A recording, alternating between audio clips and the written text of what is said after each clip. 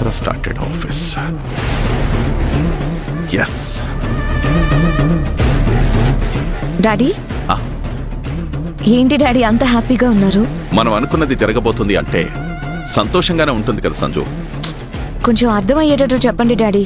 నువ్వు పవిత్ర మీద ప్రతీకారం తీర్చుకోవడానికి ఒక ఆయుధాన్ని రెడీ చేశాను.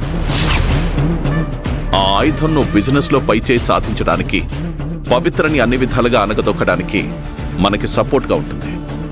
ఎవరు డాడీ ఆ ఆయుధం? నీ ఫ్రెండ్ విద్య. తను మనకిలా సపోర్ట్ గా ఉంటుంది? అసలు ఇదంతా ఏంటి డాడీ? బిజినెస్ లో తెలివితేటలు మాత్రమే ఉంటే సరిపో సంజు. శత్రువు మీద గెలవాలంటే కొన్ని అడ్డదారులు కూడా తొక్కాలి. నీ ఫ్రెండ్ విద్య పవిత్ర పిఏగా మన మనిషిగా అక్కడ జాబ్ చేస్తుంది.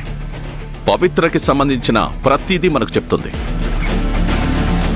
దాంతో ఆ పవిత్రను మనం అన్ని రకాలుగా టార్చర్ పెట్టొచ్చు. సో విద్య మన స్పై అన్నమాట. ఎస్. తండ్రి కూతుళ్ళేంటి తెగ సంతోషంగా ఉన్నారు? పైగా విద్య అంటున్నారేంటి?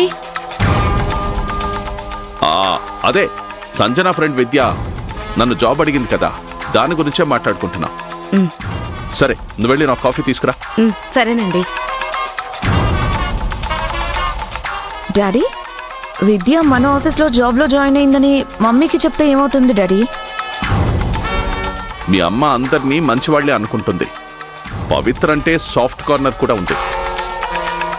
విద్య గురించి చెప్తే మనమే ఏదో తప్పు చేస్తున్నామని టెన్షన్ పడుతుంది. బిజినెస్ లో సొంత వాళ్ళకు కూడా కొన్ని విషయాలు చెప్పకూడదు. సరే డాడీ, ఈ రోజు నుంచి నేను ఆఫీస్కి వెళ్తున్నాను కదా, రెడీ అయి వస్తాను. All the best. Thank you daddy. Take care.